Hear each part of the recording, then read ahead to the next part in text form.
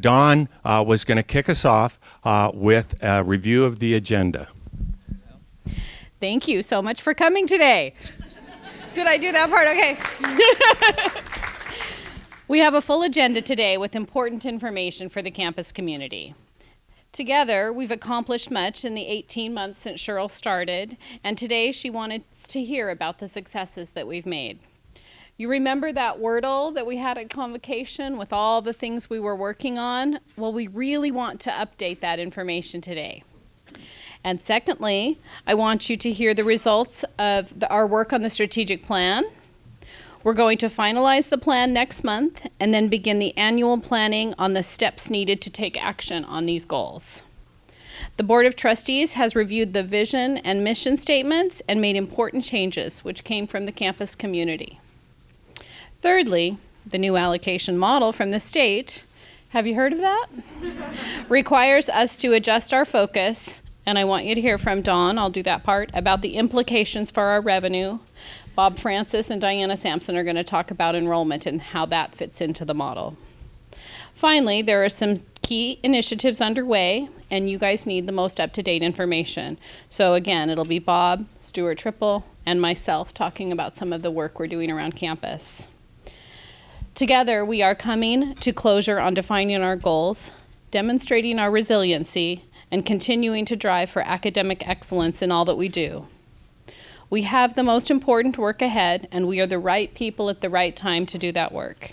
It's our energy and our passion that propels us forward. So let's start with what makes Shoreline great. So who got a note card? Wave those note cards in there. Okay, you've got two. The first one, we're going to take a little moment of reflection and contemplation, and you get to write on the first one for yourself. What is your biggest accomplishment that you want to talk about for yourself? And then the second one is write 2 words, 2 phrases that you'd like included in the Wordle, which we're going to update and show at the end of the meeting today. So one card is accomplishments, and one card is key words that denote those accomplishments. We'll give you a couple minutes, and then we're going to be gathering them up. Lisa and Julie will be grabbing them from you. Okay. Well, hello, everyone. Thank you for such a warm welcome. I was just with the presidents talking about the new allocation model, so it's perfect timing. And as we all are going to be doing a little bit later on, is to actually share the things that we're passionate about and the things that we care about. But what I thought I'd do before I move into the state of the college is hear from you where you think we are, and what you care about most and what you value most. So can I just get a few words? Did that come out yet? A few words? Okay. A few words about what you wrote, about what's great about Shoreline, what's great about being here. Just a few shout outs. Seeing students success. Seeing students succeed. Others. Teamwork. Yes.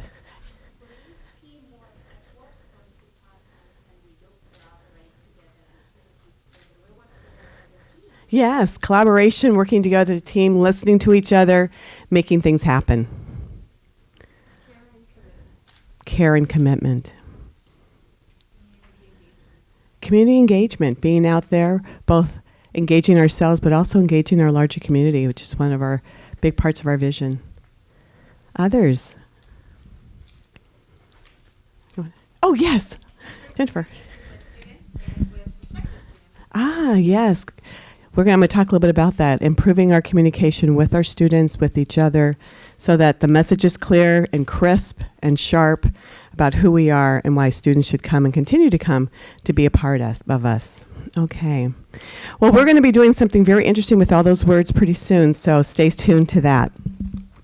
I have some notes because I want to stay on target. We've got a lot of things we want to share with you in the update, but the most important thing is where are we? The sort of the current position of our college, where are we going, and how can we be in charge of our destiny? Well, the first piece is that we've accomplished a lot in the last 18 months since I've been here. And a lot of that has been focused on the things that we care about: student success, about communicating clearly, about being a part of a team, about professional learning. all the things that make Shoreline great and build on the tradition that's always been here around excellence and around our academics and our services. And you're all about doing that. You are the delivery. I mean, you deliver those services with kindness in your heart, and you buoy my spirits every day because I have a chance to go out and hear what students say and hear what our community says that makes Shoreline great. So I wanted just to share a little bit about some of the things that we have been learning about ourselves, and this has really been a learning year. We have engaged a couple of key experts to tell us a little bit about where we can make great strides more rapidly than doing it some of it ourselves. And the first piece is really around the life cycle of a student, sort of the student experience from when they think about coming to college. We want Shoreline to be top of mind, and from application all the way through enrollment all the way through their first experiences here, where they get a sense of belonging, that existential sense that who I am is respected and that I can find my potential here by engaging in the learning environment that we create. And then moving through that first year all the way through if they're completing a certificate, and then on to graduation. And that's the kind of thing we've been looking at very, very rigorously, looking at assessing that and how we're doing it and how we can improve and make some course corrections along the way and make some adjustments along the way. The other thing we've been looking at, which people were saying, is how we are perceived both internally and externally, and crisping up that message. And so Clarice, you've probably heard that group, those experts have been helping us kind of get a better sense of what our message is, how we see ourselves internally, but also how others see us, so that our message again is consistent, it's aligned, and it communicates our promise, so that there's the expectations that students have when they come is delivered. And so we're working on that piece as well, and you're going to see more about our results moving forward in spring term. Lastly, I just received some information about our new allocation model, and you know that let me talk a little bit about our strategic planning process, which actually flows into our new allocation model. Oftentimes it feels a little procedural to do a strategic plan, but our strategic plan really helps us define what's important to us, what we care about. It helps to identify the work we want to be about, and I just walked in with Beta, which was so timely. Then we can create measures and indicators that help us know we're making progress in terms of how we're spending our time and our resources. And the most important resource is all of you. How you come to work every day knowing that your efforts, built on all the teamwork and all the things that other people are doing, is making that significant difference in the life of our students. And that's really at the heart of what we do. And that's really at the heart of what this update is about, is helping us better know that every time we make a decision to spend our time doing something, it's really focused on helping our students have the best experience they possibly can here at Shoreline.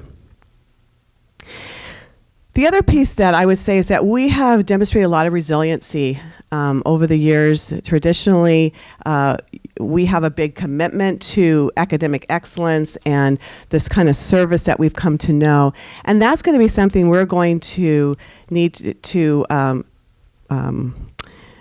rely on as we move forward. We know what's important. We now are developing a plan that's going to help us to activate that. And then stay the course. Stay the course, not to be buffeted by the external forces that I'll talk about that are ahead of us, but know that if we do all the things that we have put before us, which are important not just to each one of us at the college, but to our students, to our community, to our industry partners, that when our students succeed, our college will succeed. That their success is very much now aligned with us doing things that help them succeed. And so that brings me to the new allocation model, and we know that there is going to be a change in that, and we have been preparing for that along the way. And you're going to hear more about some things around enrollment, around our retention, around our progression of students, and we're going to get better at knowing how the actions that we take is moving us toward helping every student who comes here who says they want to complete, that we're helping them finish what they start. And so we are really beautifully poised at this moment to meet the now changing and adjusting allocation model, because it is going to help us rely on every student. Every student counts in this model in a different way than we have in the past. And we're going to begin to create strategies as we move forward with our strategic plan, because that's the next place that we're going to be moving.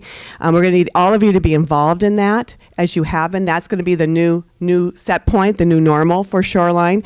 We're going to ask for you to get engaged, and we're going to take that input and we're going to go back and forth until we feel like we've got the plan in a good place, and then we're going to activate that plan. And we're going to do it in a long enough stretch of time so that we can see progress being made. That has worked so well for us, and we're gonna practice our way into that. So I have great confidence in that. I believe that we won't just meet it, but we will exceed it, because we have been there's a high level of fidelity in what you're going to see in that plan, and what Stuart and what Bob and what Diana are going to be sharing with you. It's very much predicated on the rich legacy of Shoreline.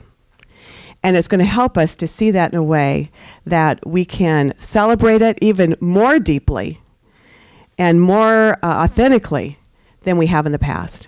Not that those things haven't mattered, but we're going to be able to see those numbers change, and we're going to be able to see the stories of the lives of our students in new and I think very, very dramatic ways. So I'm very, very confident that we have set ourselves on the right course to be able to manage our future and to live into that. But we're going to have targets. We're going to have points along the way that's going to mark that we're making progress. And if we're not making progress, we're going to make course corrections together, knowing that, I love the word team, when we collaborate, when we all know where we're going, when we're clear and crisp about that direction, we can all be all in. So that's sort of the state of where we are. I had a chance to talk to several presidents. They are not as far along as we are. They don't have a plan of looking at how they're going to support their students to be successful. And as I said, we're much more aligned in this particular allocation model with the success of our students than we ever have before. And so we're going to see the fruits of all of our efforts, and in this planning process, much more tied to our ability to have the resources and building the capacity within ourselves to be able to move forward. So I'm really, really excited about it. And the words that you shared, and I know the words that collectively are in our hearts, and the words around care and the words around teamwork and collaboration are going to be very important. So with that, I think we're going to move now on to strategic planning. Oh, yes. Strategic planning, I'm going to ask Stuart to come forward. Stuart has been working, and we should all give him a round of applause. Yay. You're welcome. Stuart has been working really diligently to put together a really wide-spanning approach to asking us, what do we care about? Words matter. Words matter so very much. And so we want to make sure those words capture the direction that we believe the college should go, as well as listening very deeply into our community for that. So he's going to do a summation about where we are and where we're heading. At the same time, we sort of realized, this is all about learning together. We realized that we probably needed to get our vision and our mission words, statements in alignment with this new strategy, this new strategic plan. And so Laura Rariman, who is here also, has been working alongside Stuart to help us make sure that these documents really, really give us the kind of roadmap. This is a milestone for us in setting the course, a steady course for where we're heading together. And so Stuart's going to share with us where we are. We had a wonderful conversation with the board. They're all alongside us in making sure that we have all the tools ready for us to meet this new allocation model and what this means for Shoreline. So with that, I'm going to ask Stuart Triple to come forward. Thanks. Thank you. So we have a couple of things to talk about here. As Cheryl said, we started down the road of planning for the strategic plan revision around a year ago, a little more than a year ago actually, and we've had great participation from across the campus, and we've had hundreds of people participate in various forums, including really notably the all-campus forum on the strategic plan on opening day, and those of you who were there remember the huge crowd in the gymnasium, and we've been listening a lot since then. As Cheryl mentioned, as we got into the strategic plan, we realized that this was our opportunity to take a look at the vision and mission of the college as well. And it's important to distinguish between the vision and mission and the strategic plan. The vision and mission are set by the Board of Trustees. That's their proper role is to set the vision and mission of the college. The strategic plan is set by the college administration, and so the board approves the vision and mission. They will receive the strategic plan, and the strategic plan is used to implement the mission of the college. It's what we use, one of the means we use for mission fulfillment. So as we went to the board, we said, and I'll read our current mission. Our current mission is, we will be a world-class leader in student success and community engagement. And we went around in multiple forums. Laura conducted several, I conducted several, Beta conducted a couple, and we asked what works here and what would you change if you could? And again, this is a recommendation to the board. So I won't read the new statement in its entirety, but one of the things that we discovered was that there wasn't teaching and learning in the vision, which seems like something we might want to think about putting in. And the word excellence doesn't appear. So there was a lot of talk about world class, but what does that mean? And I think I can say with confidence not to prejudge what the board might do, but I'm pretty sure world class will not be there. Which doesn't mean we won't be world class, but we're saying it differently. We're talking about excellence, and what does world class really mean? And not only in excellence, but inclusion and inclusive excellence. So that's the vision that we're moving towards. The mission, as it currently reads, is we serve the educational, workforce, and cultural needs of our diverse community. And one of the things that struck us in our mission is that the word students doesn't appear in there anywhere. And so we thought that might be a good thing to suggest adding. And finally, what we heard a lot is around the word community. What does that mean? And do we only serve one community, or do we serve multiple communities? So we're starting to incorporate language that recognizes that we have many communities that we serve in many different ways. So that's the vision and mission and where we're going with that. The board will be acting on this, we expect, at its March meeting, which is the third week in March, not the fourth week in March, due to the break. That's right, Lori? And due to the tenure adoption considerations. And yes, please. Now on to the strategic plan. As I said earlier, we've had great participation in the strategic planning process, and for the past couple of months, actually since late November, early December, the plan has been going back in draft form between the executive team and the strategic plan task force, back and forth. I think it's gone back and forth 4 or 5 times, and it's been great conversations, and we're now down to the point where we were talking about just individual words. And so the large group that has met a few times of the Strategic Plan Task Force, the Strategic Planning and Budget Committee, the College Council, and the executive team will be meeting in early March for the one last joint meeting together to take a look at the strategic plan. And then we will reveal it to the campus after that. But I want to emphasize this is not an end. It's a great accomplishment, but it is not the end. It's actually the beginning.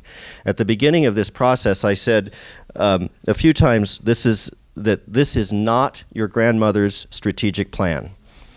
This is something very different from what you've seen before at the college, because you don't get to take it and put it on the shelf. You can put it on the shelf, but you have to take it off the shelf regularly, because we're really going to be implementing this. So this is not the end. It's a milestone, but it really is the beginning of our work together. And it's about as Cheryl mentioned earlier, it's about resource allocation, and our most important resource is everybody in this room and the time that we all have. So I can tell you that there are three main areas in the strategic plan. And student success, excellence, and what we're calling the 3 E's. We heard loud and clear at the all-campus meeting on opening day that what we have called at various times the triple bottom line or the 3 E's was not incorporated. And so that is now its own separate standalone goal. And we have strategies under each of these. And the kind of the way I like to think about it is the first one is what we do. The second one is how we do it. And the third is the ethos in which we do it. So it's all about student success, inclusive and disciplined excellence, and the climate of intentional inclusion, social equity, ecological integrity, and economic viability. So that's where we're at. That's our process. Did I leave anything out? I think the next slide is someone else's.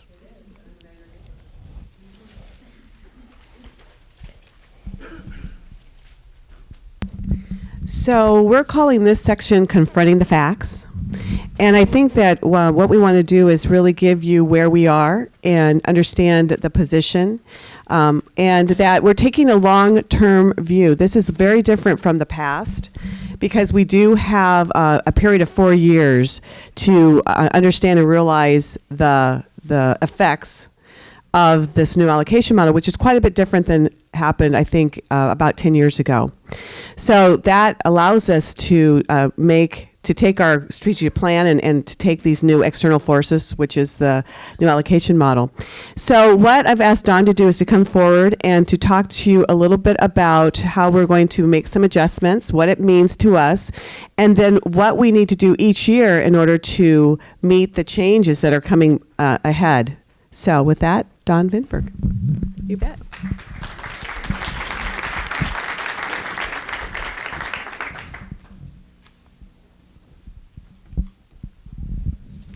So you guys have seen this slide before. This was the information that we shared at the fall meeting, talking about what we presently knew at the time. And as Cheryl seems to be able to attest to, it is still moving and decisions are being made on what exactly the outcomes and effects and numbers will be. But we think we're on track with a few of the key themes. So the changes that we know that are happening are that the Student Achievement Initiative funding is going to be a greater portion of the whole pie that the legislature is giving to the 34 colleges.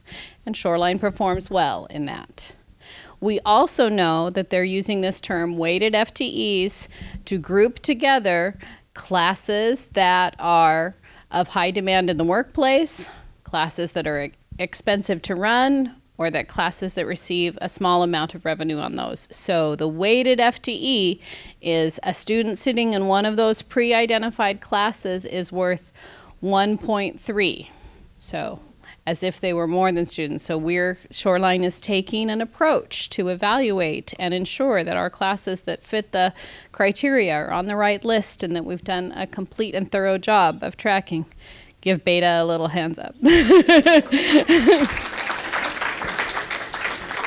We also know that we have 4 years. The plan starts effective fall 2016, and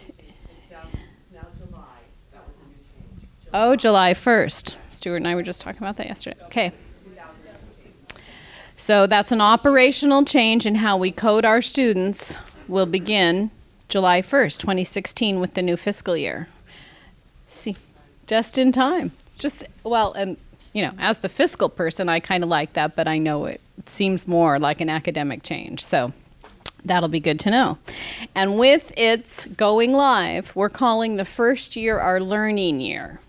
And that will be the year that we have in place to see how it goes. What they've been doing this year, this preliminary year, is they've been running the model parallel and giving us information as the year progresses. But we still have information to do budget planning for fiscal year 16-17. And we're going to talk a little bit about what that first year looks like.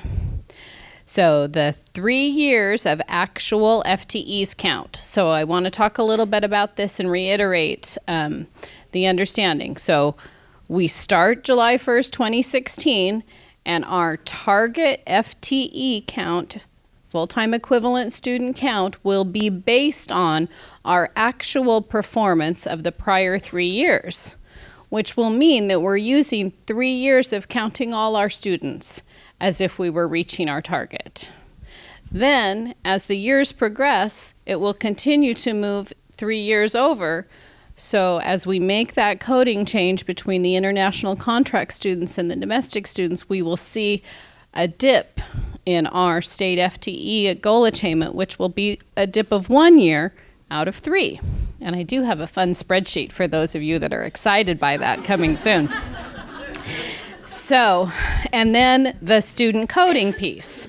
You guys have heard up to 2%. We will be allowed to count up to 2% of our target of the international students can be coded into that bucket. So it's a way to help some of the schools like us who need to have that counted, and that's one of the key changes that's on the docket for changing.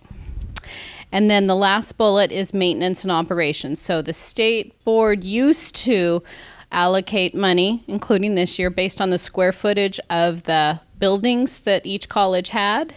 They're trying something new by giving everybody a lump sum of maintenance operations that's the same. So Shoreline is a small school, even though we have 27 spread out fairly old buildings, receives the same amount of money that a large multi-school district will receive. The intention of this line item is to provide a little bit of economy of scale, so some larger colleges can say that they have economies of scale by specialists in the field, where we have individuals and talent on our campus who have to be spread in many different areas of expertise. So those are the key changes that are coming into place. And then the features. So 4-year phase-in, starting next year. The 3-year rolling average brings us to 4 years. It is intentioned and designed to be responsive and dynamic, again, based on the actual performance of the average of the former 3 years. So it ebbs and flows with how each college is performing year over year and against and with each other. And then the biggest bullet on this whole slide is there are still many changes that are unknown. There are several meanings, and you guys know this as well as I do. You can't just say we're going to count FTEs. There's so many things that go into that, so many dynamic components of what that really means. Those pieces are being worked out even as we speak, and in my opinion will be worked out over the course of 4 years. I think it will be the 5th year before we finally have something to deal with. So, who's ready for the spreadsheet? Okay, I was told, because I'm fairly new here at this college, but I was told that you guys can handle it, that you like the numbers, that you like the details, so you're all my peeps after all. Okay. So as you can see, we're recording. This will be accessible to people who are not here. It will be available offline as well. There are 3 parts to this spreadsheet. The first band, over the course of the year, showing in the columns, part 1, as you can see up there at the top, shows how much we actually expect our state allocation to be, along with the increased funding we will keep by moving those international students to the contract definition instead of the state-supported definition, where we have some obligation to send some fees to the state that the state use, like the building fee. So what this demonstrates is next year looks good, right? Woo woo for next year. So we perform well in the new model when we use the 3 years of actual enrollment counting all our students. As the years progress, our revenue decreases because the international students are not counted towards our target attainment or actual performance. So that's why you see a dip going down. The additional revenues from IC, which stands for International Contract, is about $1,700 per international student, a full FTE, and most of them are full-time equivalent students, that we will retain. That's the fees we're currently sending to the state that we will retain. So that revenue, in addition to their tuition revenue, which will now live in a different fund, helps us achieve this goal of revenue neutrality. You've heard me say that a couple times, and sometimes I feel like I'm stumping a little bit, right? Not as bad as some of the political candidates we have now portraying, but we are aiming for revenue neutral. And as Cheryl said, we can do this. We're putting the things in place that will help us reach that financial goal of revenue neutrality. So that's what the first section shows. And the very last green boxes on the end are our goal of revenue neutrality. If this forecast is actualized, and remember this is a forecast, there are lots of built-in assumptions that are great and lots of built-in assumptions that we need to work on, but this demonstrates that if we do the plan and work the plan and achieve the plan, we will remain revenue neutral with a budget the same size as we have now. So then part 2 of this sheet is a specific demonstration of the way the 3-year rolling average changes. So you can see fall 2015 with actual numbers, fall 2016 with Beta's most recent projection of fall actual, winter actual, and spring projected, and then an ongoing growth. So the line that's really, really important on this spreadsheet is the one with the green band in part 3. The new domestic FTEs. The growth plan is actually incorporated into that middle part 2 peach section.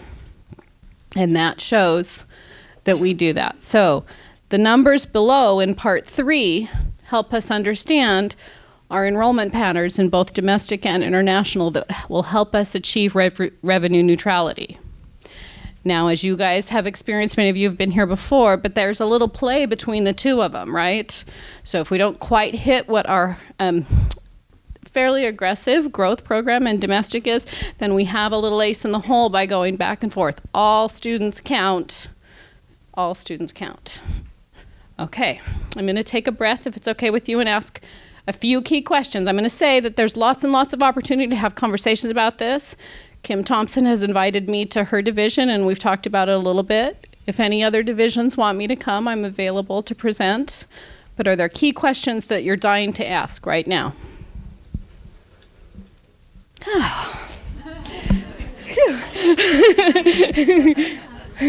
So again, this information will be available and we'll share it.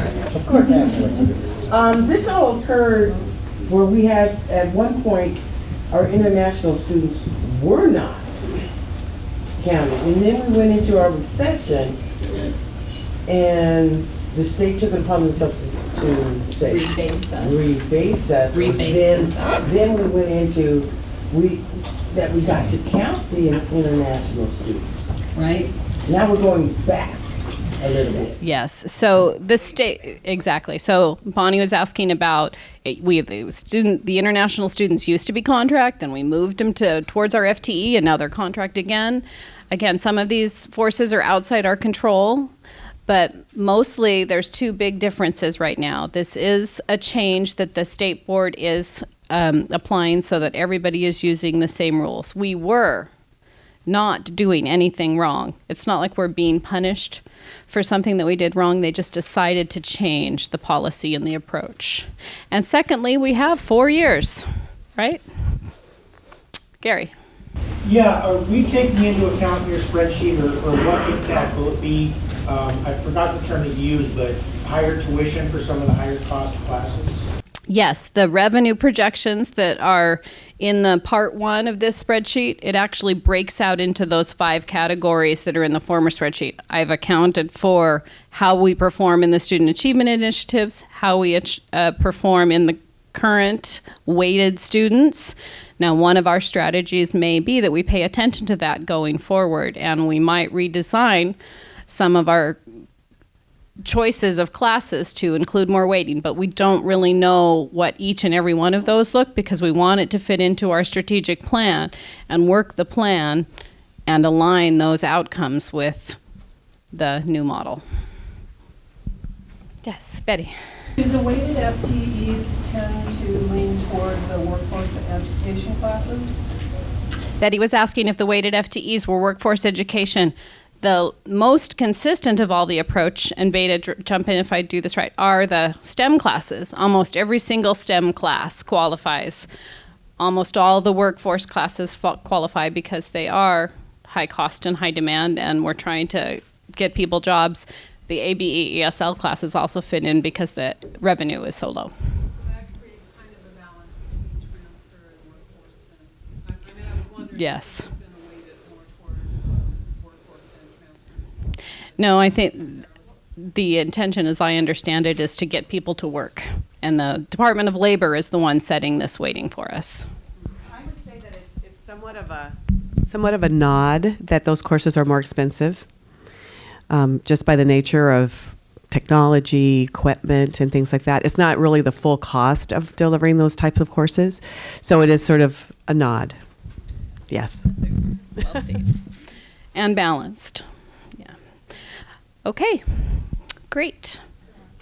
Oh, yes, Val. Just wondering, are we on target for getting that 100 new student enrollment for fall 2016? I mean, I'm just asking, is this like the best case scenario, or are these realistic numbers based on the things we are implementing?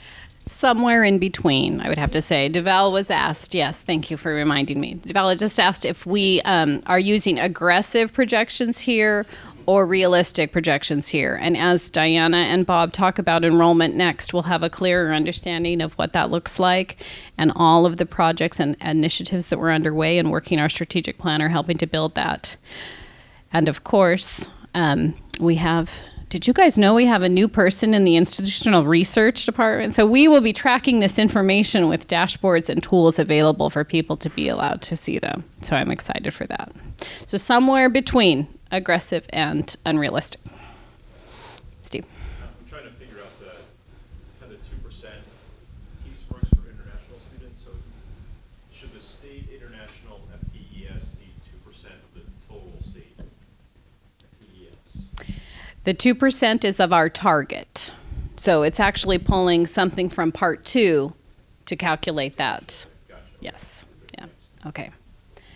Great. Okay, I'm going to turn it over back to Cheryl to introduce the next slide. There we go. So, Deval, you had a very good question, because it's not all about enrollment. It's going to be about retention, about progression. You know, we talked about SAI points as well. And that really is just, these are all numbers just saying that we're doing the things we care about to help students succeed.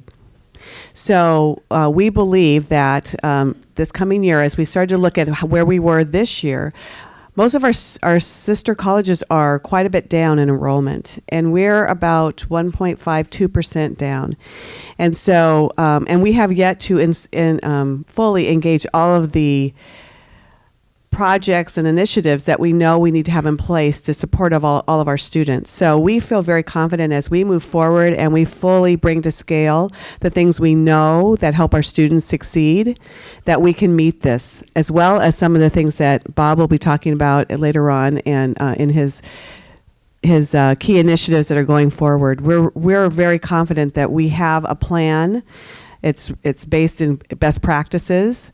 It requires and allows all of us to learn together when we're not moving in the direction we want to stop and to say, where can we make those adjustments in order to help more of our students reach their goals. So the goal is we want more students to have the Shoreline experience, right? I mean, because it's fantastic.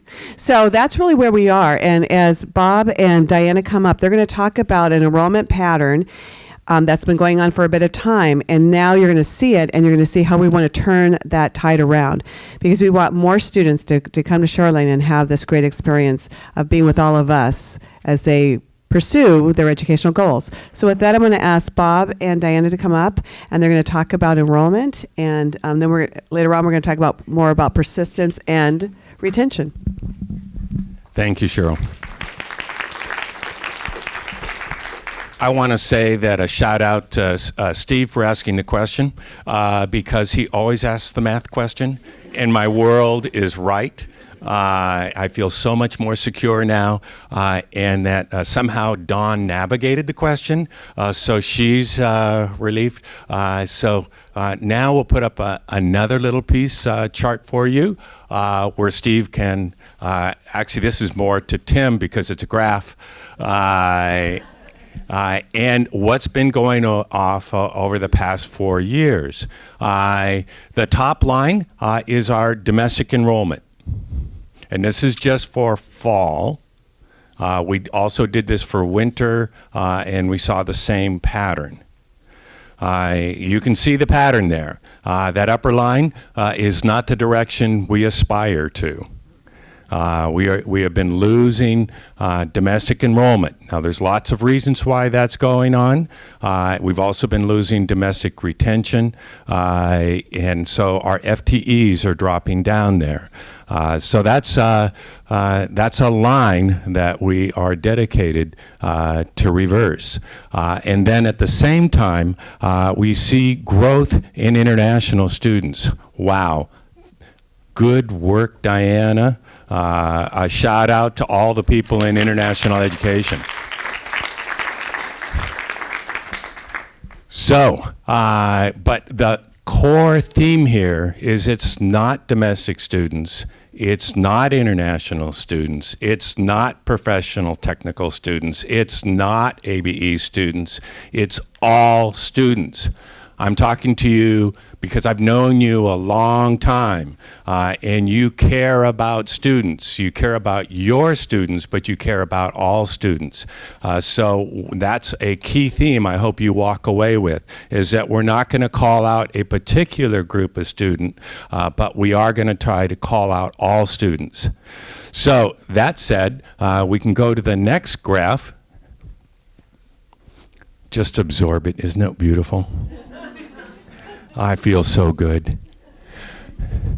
So what's going on there? Again, yeah, what is going on there? So we have the very top line, they cross, the yellow line, and did you know I'm color challenged, so correct me if I'm wrong, that is the transfer student. Okay, the next line, the 1748 to 1504, well, I don't know what color that is, but that is been dropping.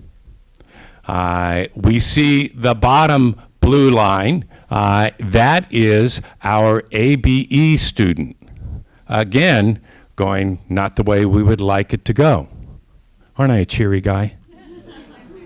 And finally, this was a wonderful conversation, the other student. And I had to say, who the heck is other? And Tim, of course, knows that that's just a trash variable.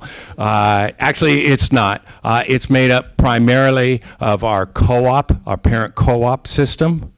But then in there is tucked in the, what the heck are these students? We don't really know what they're doing. So again, all these are saying that we need to pull up every student. We're not going to pull out a particular student. We're going to try to get a universal attack, but it's going to be not a broad shot. We're going to try to do very specific interventions. They're going to be aimed at specific students, and they're going to be interwoven. So with that, I'm going to have Diana speak a bit about the international. Thank you, Bob. Well, welcome and everyone, and I'm delighted to be with you here this afternoon. Again, my name is Diana Sampson. I'm the Executive Director of International Education here at Shoreline. And what Bob said about the international enrollments is what I'm cognizant of is that this is such a campus-wide effort that it really takes the work of the entire college, our staff, our faculty, the experience our students have day in and day out in working with all of you, because what I hear is that once students actually come here, they have such a great experience at Shoreline that our retention is really quite high. But if you look at the data, if anybody is interested in international student mobility studies, through the Open Doors IIE report, the United States is actually still the top destination for students who want to study abroad. And this year we had the most students coming to the U.S. With a high of almost 975,000 students studying in the United States.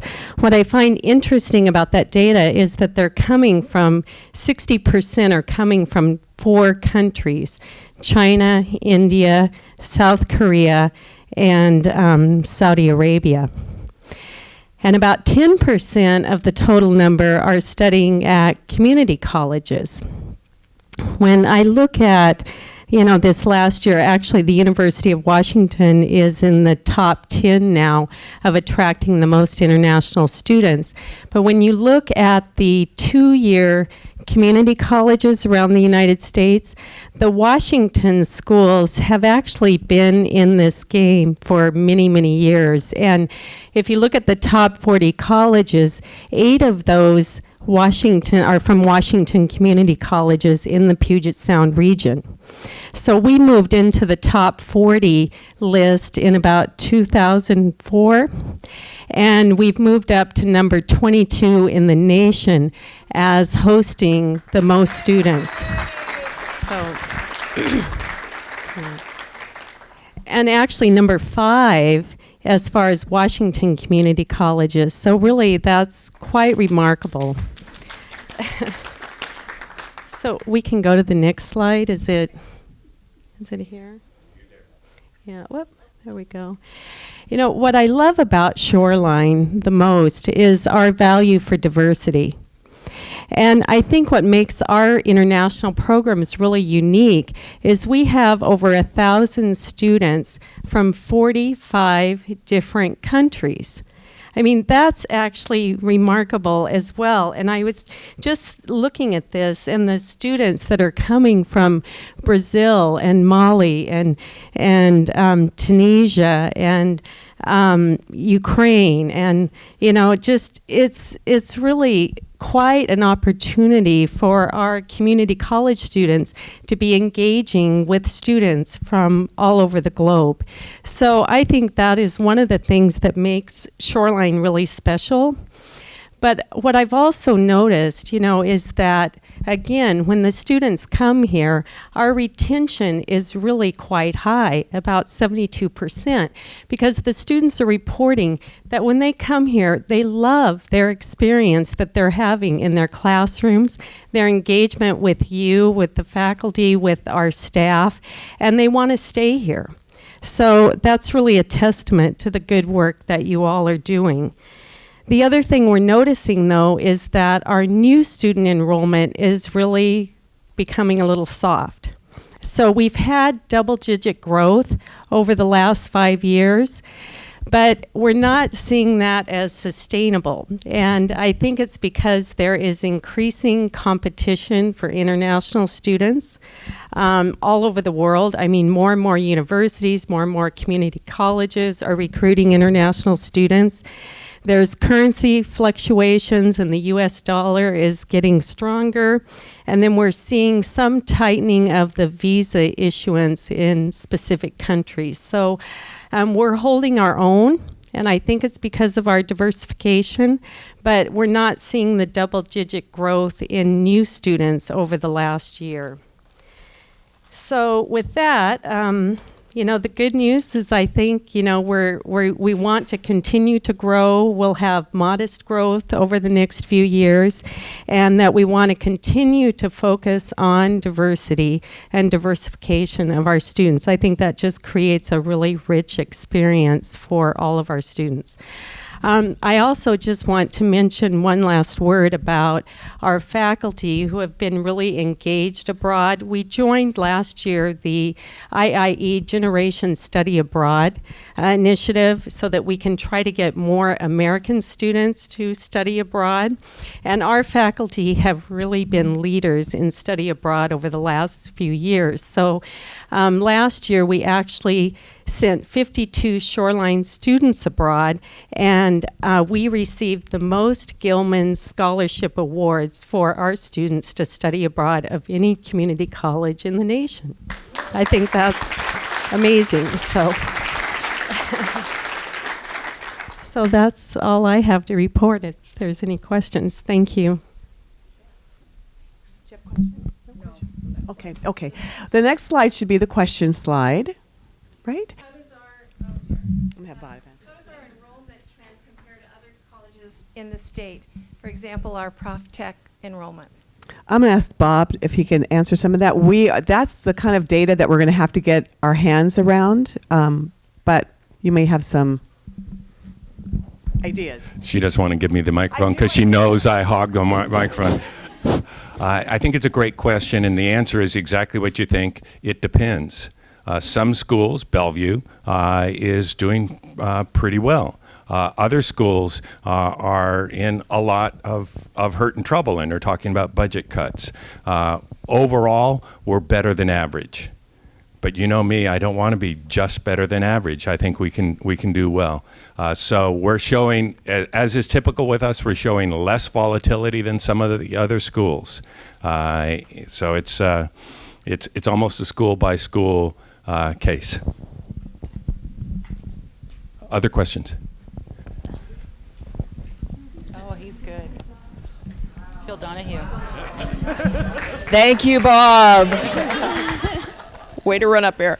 Okay, Leanne and I have two questions. How will a strategic marketing plan help build enrollment, and who or where are the targeted communities? So I'm going to address quite a bit of that at the when we get to the areas, but we are thinking about some of that. We do have initiatives around making sure students who show interest, we get a hold of them. We've already moved some stuff on that. And we are talking about getting some new students. So I'm gonna just give you a glimpse, but I'll get into greater detail later. Other question, and don't be at the top row.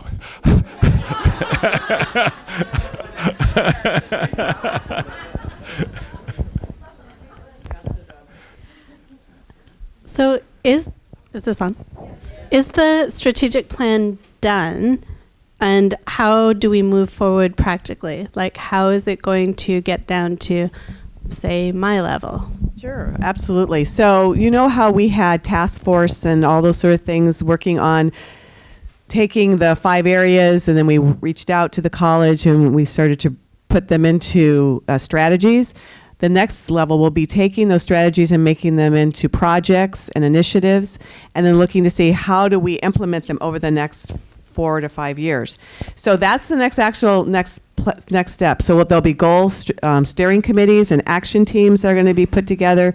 We'll be asking people who have particular expertise and or interest in those areas to serve on them, and we'll be developing those plans in a very systematic, building blocks sort of a way. So we're not doing kind of over here and over here. But there's a lot, the good news is that there's a lot of research about how to move forward in this area in a very methodical, systematic way. And so we're going to utilize that to be able to build our plan and then know exactly what we need to do. I'm sure you've never had this experience, gosh darn I have, where you try to do all of the things that you know you need to do in 1 year, like 96 initiatives in 1 year. And that leads to exhaustion and burnout, and then people throwing up their hands and saying that doesn't work. So we know I call it the big rocks idea of strategic planning. So we know that we still have to enroll students. We still have to teach students. We still have to hire people. We still have to, all the things that we do, that's just the regular work of the college. We have to create schedules and all kinds of things, right? Well, we want to look at where we want to go, and this is the other piece. The plan will allow us to say, this is what there looks like. So in 5 years, we're going to get to a place anyway, correct? 5 years from now, the college will be moved there. So now in this plan, we're going to say, this is what it's going to look like. If we do these activities, this is where the college is going to be if we are steadfast in working there. And then we're going to say, honestly, how many things can we do in a year that makes sense? doing it again in a very systematic way.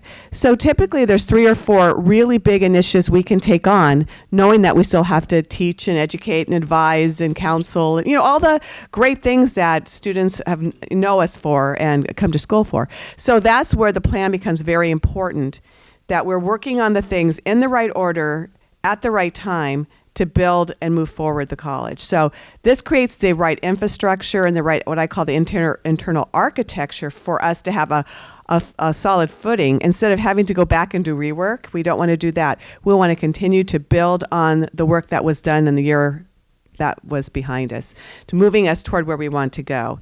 So a good example Bob's going to be talking about is that we know there's a lot of headroom, and he's going to share more about this, in our applicants. We only convert about 38% of our applicants into enrolled students. A lot of headroom there.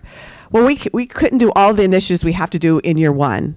It's going to take us a couple years to get there, and that's why as we look at the enrollment piece, we know we have to, if we bring all these students, that means we have to have classes that they go to, right? And we have to have advising sessions for them to have, and we have to have orientation sessions. So you see, we have to do it in an organized fashion so that it makes sense, and we understand the intended consequences that's going to happen as we grow our enrollment as well.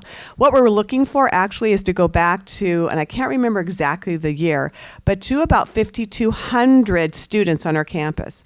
We're looking at where we were about 12 years ago. That's really where we're talking about getting ourselves back to. And that's exciting. That's exciting because as you saw, we lost about 600 domestic students. And so we're really saying we want to bring them back. We know we can, and we're going to do it in a really faithful way to this plan. So that was just an example of, we've got some areas of growth. That's why we feel so confident, and one that you're all here talking about it with us. Any other questions? We'll ask you again before we leave. Okay, so the next piece, Bob's going to talk about, we're going to be talking about some of the initiatives that we've been working on, the key ones that I think you're going to get excited about. It talks about what's special about Shoreline, what we've been known for and what we're passionate about, what we care about, and what we want to be best at the world at. So with that, Bob's going to talk about some things in instruction and student services, and then Stuart's going to talk about housing, and then we're going to talk about some capital projects. Because again, we've got to make sure, there's a lot of opportunities for students to do to go a lot of places. And so we want to make sure we continue to create the right learning environment for them as we move forward. So Bob. Thank you.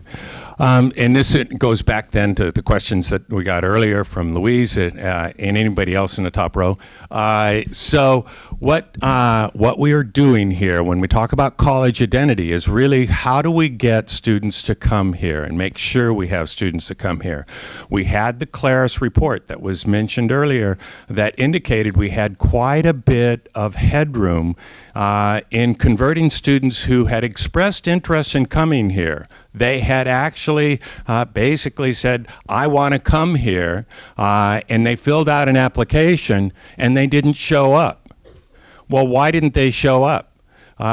Almost all colleges that are in the game of trying to get yield out of enrollment is that you got to have touches. So what we've done is significant reform in our outreach area so that we touch those students who already say they are potential students of ours. And if we can get that yield rate up, we should be able to increase our FTE significantly. Now, I thought Deval asked a really good question, is that how do you know we're going to get here? How are you going to get to those numbers? They seem like a really aggressive number. I would agree, just as a number. So and immediately say, how in the world are we going to get 600 more students on this campus? And you don't just sort of go out there on Aurora Avenue and herd up 600 folk and say, come on in.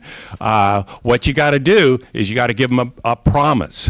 Already Juliet's out there doing her sign thing, come to college here. I didn't think about that.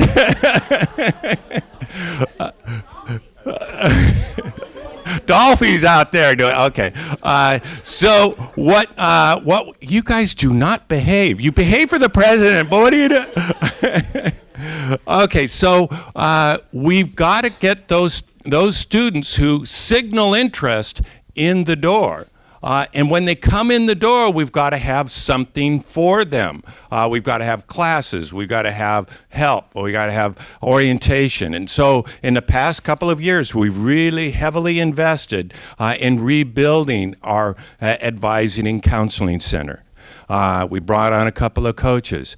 So we're trying to get them to go ahead and apply and get them enrolled in classes. That's one way. And so those are students who are already interested. We also just signed an agreement with American Honors. Terry. Brooke's not here. Terry and Brooke have been leaders on that one. And American Honors is aimed at a particular demographic. It's a demographic that I think is one we can crack into. I go to Shorewood or Shorecrest, I apply to the college, or for that matter, I go to Nathan Hale, I go to Bothell, and I apply, and I have my ranking of schools. And I get into a four-year school, but it's my second or third choice. What American Honors does is say, to target those students and say, look, you come here, you come into the honors program, and through that, you'll be able to, at transfer, get into your first choice school. So this is a rather interesting effort to try to create the academic rigor, building already on our identity. Boy, I tell you, American Honors did a full press on us. They really wanted us as part of their schools because of our rep. And I think this is going to be a really interesting experiment for this college to be able to get in those new students. So that's one demographic. I should say that we also have, again, our identity is a great place to go to school. We've entered into a very interesting agreement with University of Washington at Bothell. They are going to contingently enroll, they're going to dual enroll with Shoreline for those students who don't meet their minimum English or math requirements but still want to become STEM students. Do you notice there's a partnership between Shoreline and UW Bothell? Who's missing? Okay, thank you. Why? We have a reputation, we have an identity, and our students are really successful when they transfer, and that's why they wanted that partnership. I'm very optimistic about that. What about how do you increase, that's sort of bringing in new bodies, but you don't, FTEs are not just new bodies. FTEs are also those students who have applied, enrolled in class, and then the next quarter, what do? Stay. How do we get increased retention? So that's the next partnership that we've just, I hope you don't think we're overly partnering. We're serially partnering. But I'm sorry, my sense of humor, I just got the look.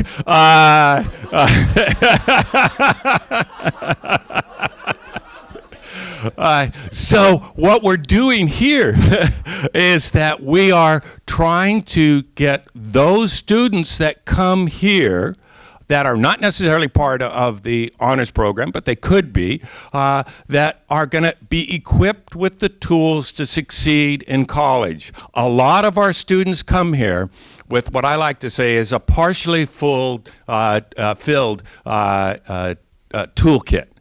They may know how to maybe read a textbook, but they don't know how to take notes.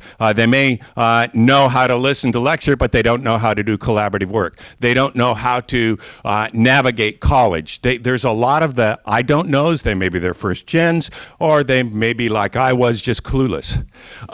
So what happens is that AVID is an approach that we're going to use to try to fill that toolkit up with success.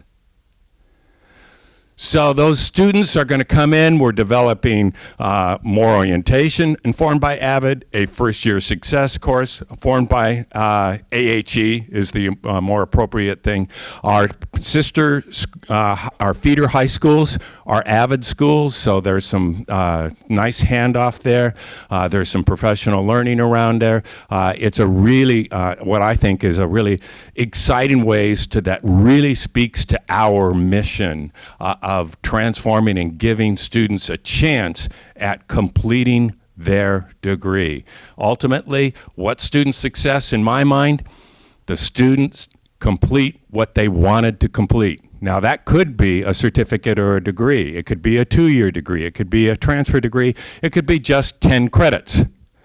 That's what they wanted. But we have to ensure that they have all the tools for that success, and that we as faculty and staff help them with getting that success happening. Okay, did that answer the questions that at least I got up on how we're marketing, how we're going to get these students? We're going to get them by getting new students in, but we're also going to get them by holding on to the students that we have. I think that makes it a doable thing. It's not going to be easy. What is it going to take? Is it all going to be Kim and the advisors? It's got to be. Yeah, it is all. Oh yeah. Okay, no sweat. Kim, you're responsible for everything. It is all of us, all in, and I want to add one more thing, for all students. So with that, I wanted to hand over to Stuart to talk about actually another effort around increasing enrollment. Thank you. As I was sitting here, I realized that about 10 years ago to this time of year, we were sitting in this room, and I was standing up here. I was still an associate faculty member teaching accounting, but I was also on what was then called the budget committee. And we were looking at graphs on this screen talking about what was about to happen to us.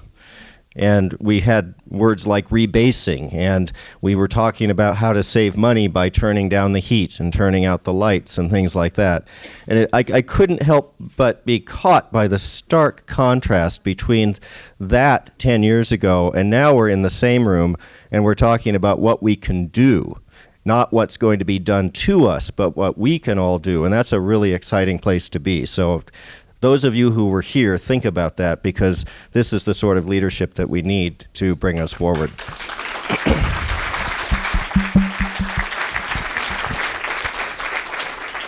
Housing. For about as long, we've been talking about housing. And now, see, there was a connection there. And now we're going, we finally, as some of you know, we've engaged a firm called Spectrum Development Solutions, and they're an excellent firm to work with. They've worked with many colleges, including most recently Bellevue, who's going to be constructing housing on their campus soon as well. And they are doing a full feasibility study for us. And the first thing that they did, and they gathered a bunch of data and talked with us about our past and our experiences with this. But one of the first things that they've done is to conduct a demand study, and that involved a survey of students. And I'm really happy to say, although I don't think I won my bet with Beta, we got almost 600 responses in a little over a week to a student housing survey. And so that's really helpful for Spectrum as they determine what the demand is for student housing on our campus. They're also looking at our campus, they're looking at site issues, and they are going to be preparing a set of pro forma financials for us to determine how we move ahead. And so you'll be hearing a lot more about that as we go forward. Right now it's a work in progress, and if you have specific questions, I'm happy to take them at the end, or you can track me down in my office or on campus. But we're really doing this methodically, and we're doing it right, and we'll have more information about where we're going with that as the survey results and the study results come in. I believe Dawn is going to then talk about some of the other actual construction, not potential construction, that we have on our campus now. Great, thank you. So I realized I was spending the whole morning getting ready for this event, and the last bullet is capital and construction projects, and I was going to bring show and tell things for you guys. Nice little drawings, fabric swatches you could touch, and they didn't make it into my briefcase. So please stop by my office and say hi and see the fabric swatches. But if you haven't been to the pub, first step is already done, carpet's in. So great. So we have 4 major projects underway this year. The pub information desk and furniture area is moving forward. So the carpet was installed, the furniture is looming, the information desk will be installed as soon as we get all our ducks in a row. And there are a lot of ducks with permits and schedules and talking with classes and making sure we have availability and getting the construction person done and getting everything identified. So we're targeting spring quarter, but it does look like it may not be the break, but just keeping everybody alive. As soon as we get the final date, we'll start communicating that. But the information desk will be available. It has a good content of sustainable products in it. I have a full presentation if anybody's interested, so just let me know if you want to see what those schematics and concepts will look like. Secondly, many of you know we are remodeling the 4000 building over the summer. We launched the outcomes and findings of the master plan and heard feedback and have adjusted a little bit, and we'll be focusing the work this summer on the front entrance, making it a welcoming, open, inviting, and another fabulous information desk where students can receive all kinds of help. Lots of conversations will be moving forward on that. And then we also heard the campus feedback that it would be great to have an entrance to the north side of campus. So the northwest entrance will also be worked on. And so those things are our focus groups. And if we are the focus of the money that we have this year to invest in the remodel, and then we're going to have continued conversations with involved folks and good ideas around campus about which departments might move, what might stay, what might it look like. But for now, we're going to focus the summer's works on the 2 entrances. Then we also have a project in the theater. So how many of you guys have ever heard of SIF? Did you know that Shoreline Community College will be the most northern end venue for SIF on Memorial Day weekend? Stealing a little thunder from the marketing and communications group. But we're involved a little bit because we're doing some facilities work. It will not be done by Memorial Day, but we're going to try to do some things over the summer. We'll have a new curtain. We'll have a modular stage. We'll have the lobby space will be able to be turned into a reception area. There'll be lighting. It'll be lovely. So the theater will have a new look and a remodel. And then there are some state projects. That's kind of in the 4th group. We have some roofs, including the 1600 building getting updated. We have a couple of air conditioning systems going in, and that's kind of the work that we're progressing on. Juliet, now that I know your name. Is there anything in the plan for parking, improvements / expanding student parking? So we have lots of things underway in parking, and I think that they continue to be conversations, and it does continue to be a choke point. We are working, a few of us just walked the grounds the other day. What can we improve? How can we move that? Including, Michael will laugh, some of the automotive cars, instructional equipment. And so we're looking at solutions and how to make that better and change. We know that parking will be impacted with whatever direction in construction we go. So it does continue to be top of mind. Connected to parking, I'm thinking about ways to make it physically easier for students to get to campus. One is transit. So is there anything in the works? Do we have any partnerships with transit agencies or with the city that might increase the number of bus routes that come here, or that might, say, reconfigure that very awkward 4, 5, or 12-way stop? Exactly. We are working on the 6-way intersection with partners with both Metro, School District, City, and having a transportation consultant help us reconfigure that. There's some good ideas to talk about. So yes, that conversation is also underway. Transit routes, I'm not sure we'll receive more. We're kind of one of the better served community colleges, except for those few that are right by transit centers. But we have conversations with them about making sure they're respectful of our space. Rachel had a question. Oh, Rachel has a question. One second. So the Multicultural Center and the Women's Center used to be on the main floor of the pub with big offices and nice things, areas where students could meet. Now there are two tiny little desks in the back corner of the top where no students can ever find them. I'm wondering if there are discussions going on as space is moved around and there's maybe some opportunity for reconfiguring of. So Rachel was asking about the Women's Center and the Multicultural Center in the pub, and you guys are asking all the right questions, because also in spring quarter we will be kicking off a master planning process, just like we did with the 4,000 building for the 9,000 building, so that we can establish a plan for the next decade that builds upon it year after year and all the right things. And solving that problem is clearly one of the things that will be addressed in the stakeholder sessions and the survey and everything that we do associated with that. Thank you all very much. The next slide. Thank you. So I know we're a little over our time, and I appreciate you being so attentive, and we all appreciate Bob, and I'm not censoring him. He's learned to self-censor. He's got 4 months left, and he's doing a very good job. But anyway, but I'm not gonna. I basically have said all of these things to and shared them with you. I am very confident. I again just came from talking with the presidents, and they're saying, "Oh, I think we should put together sort of enrollment services and enrollment plans." And here we are. We're in it.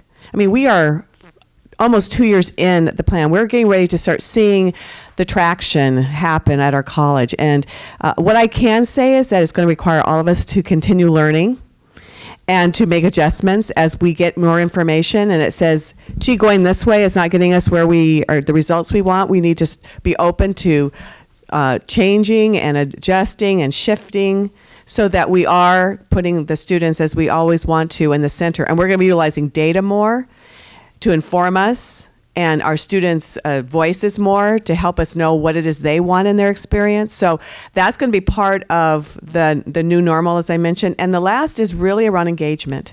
We need all of you continue to engage. I told the college presidents I was leaving for a college update on Friday at 1. They said, really? Like, you have people, I said, oh yeah, we're coming. Oh, we've got people all jazzed. And they go, we couldn't do that at our colleges. That says a lot about all of you. You care deeply about our work. You care deeply for each other. It's our role in the executive team, and you saw how everyone came and pitched in when I wasn't here. We're all about supporting each other. We're all about doing the work that makes a difference for when we come up every day. Our spirits are buoyed, and we're all focused knowing that each one of us has in our hearts helping students succeed, because really, when our students are successful, then we're going to be successful as a college. And that's the message, if you don't take anything else away, that we all are about making that this success happen. So we have one last piece, and I wanted to share it with you, and it's the Wordle. It's all the things that you said at the very beginning that made Shoreline great, that we're student-focused, that we care about each other, that our coaching, our connections, our collaboration, and you're going to see that. I hope you saw some of that in our refresh vision. You're going to really see it in our strategic plan. We're going to make those kind of projects and initiatives. We're going to see it over a 4-year horizon. We're going to utilize data to celebrate, knowing that not just we're doing effort every day, but that effort is getting the results that transforms lives and creates enriched learning experiences for our students. So again, I want to thank you very much for coming today, and for what you do every single day. That you get up, as I say, with joy in your hearts to serve our students in this community and to be great colleagues with each other. So again, I hope you have a wonderful weekend. If you have other questions, we'll be sending out this information to you so that you have your own talking points, so you know exactly what we were talking about today. It was a lot of information. We've been doing great work, all focused on helping us continue the legacy. As my grandkids would say, Grandma, don't be wrecking it up. It's my goal not to wreck up Shoreline while I'm here, but to move us forward with the great tradition that we all know that we care about and that makes us prideful to be working here. So again, have a great weekend and fins up, all in.